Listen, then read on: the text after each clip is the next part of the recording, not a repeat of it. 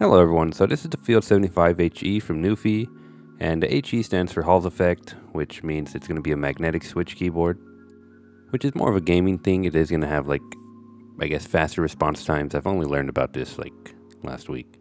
Anyways, it comes with the keyboard. It's going to be a cable that kind of matches the whole aesthetic, a keycap puller, switch puller, and then some keycaps, and then a little quick guide that's also like a poster on the back. 8K Hertz polling rate. Color is just space gray. There's only one color right now. As for the switches, I got the Jade switches, which were like 20 bucks more, and I won't say they're better. I guess they're just preference. They're just going to be a little shorter compared to the standard white switches. First thing is going to be the new keyboard, and then underneath it is going to be the quick start guide, which doubles as a poster.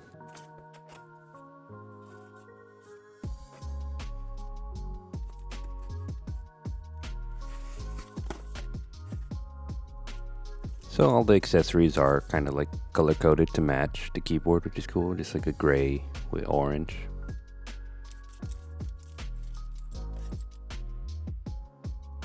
Then the cable to power the keyboard, which is going to be a Type A to Type C. Now that the accessories are out of the way, we can move on to the product itself, the keyboard. And yeah, I really like the design on this thing. Picking it up from the handle feels like pretty good. It's not like wobbly or cheap or anything. It feels very sturdy. It feels very like retro with all the knobs and stuff, and then like the color scheme kind of makes it futuristic or like sci-fi to me. I don't know. So the power source will go up top, and then the back has this cool little plate on it.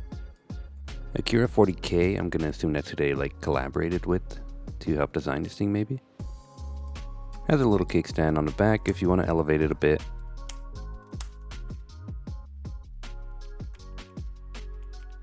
So the top left wheel is going to be for volume, and then it has a very satisfying noise to it. And so it doesn't click in itself. Instead, on the left side of it right here, you can press that in and that'll just mute everything. And then there's two wheels, or I don't know, maybe one's a wheel, one's a knob.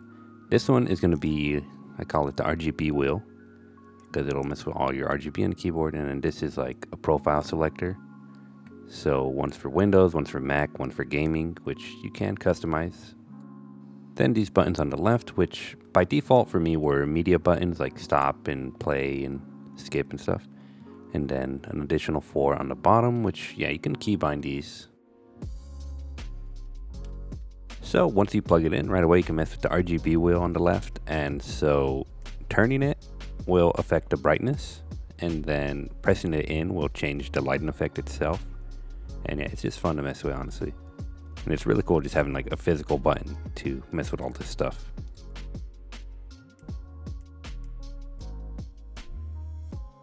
So the manual came in pretty handy because there's these 3 lights at the top right.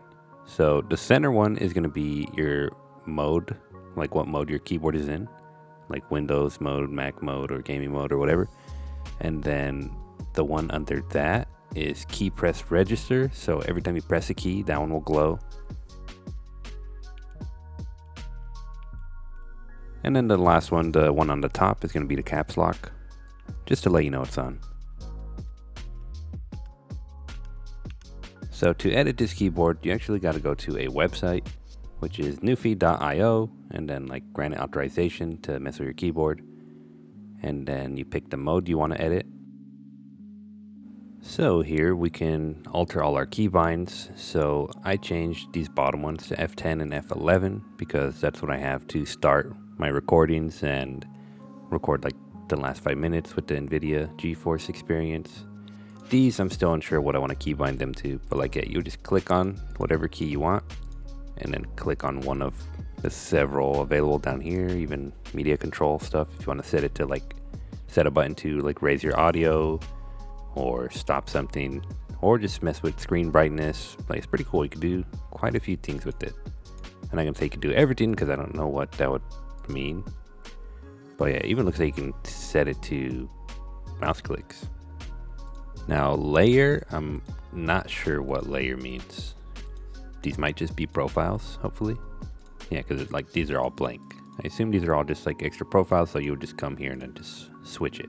And the cool thing is so I went in Windows, but you can see it up here. If you want to change it, you can go here, but I like that if I start switching it, you just see it switch in real time. This little knob right here, you can see which one it's at and just start editing everything. Also, by default, the profiles are named like Windows and Mac and stuff, but yeah, you could just name change them. It's not like these things are only usable on like a Windows or a Mac or whatever. That's just the default names. And yeah, just feel free to do whatever you want with those, customize them how you want. So now we're gonna go to trigger settings, and then here is where, like for the gaming stuff, I noticed it's on white switches, which is obviously wrong because I bought the Jade one. So I'm gonna set it to Jade. Right, select them all and then set it to Jade. That way my actuation's like more accurate, because you see right here is 3, while if I left it in white, the white ones are slightly longer. See, it goes all the way to 4, which would be incorrect because I bought the Jade one. So just if you buy the Jade ones, make sure you switch it manually because didn't seem to just have it there. So here you can set your actuation points, same thing, just make sure you select all if you want to do all.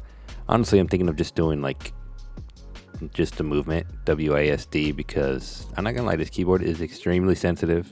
It's pretty funny. It definitely takes some getting used to. You can have some dead zones, which I'll probably have to raise because yeah, I mispress so many keys or whatever.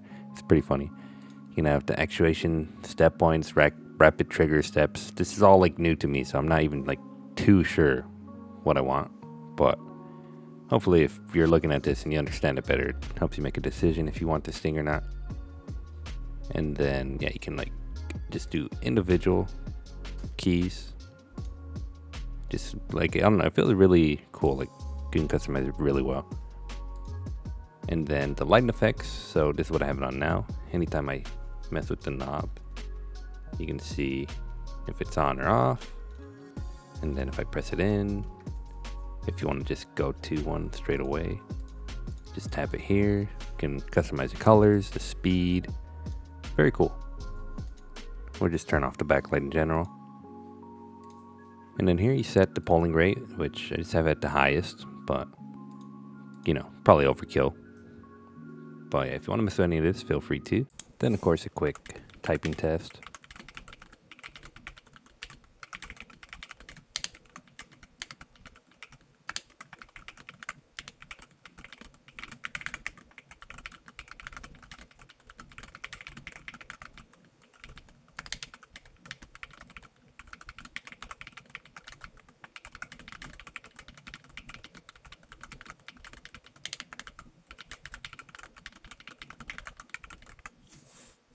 Overall, it's a really cool keyboard. I love all the customizing. I love the uniqueness in the design. It's my first magnetic switch keyboard, and I'm really loving it. It was like 180. It does take some getting used to because it's so sensitive, but I don't have any regrets so far, so we'll see how that goes. So the design and everything just really kind of speak to me. So for me personally, I'd give it like a 9.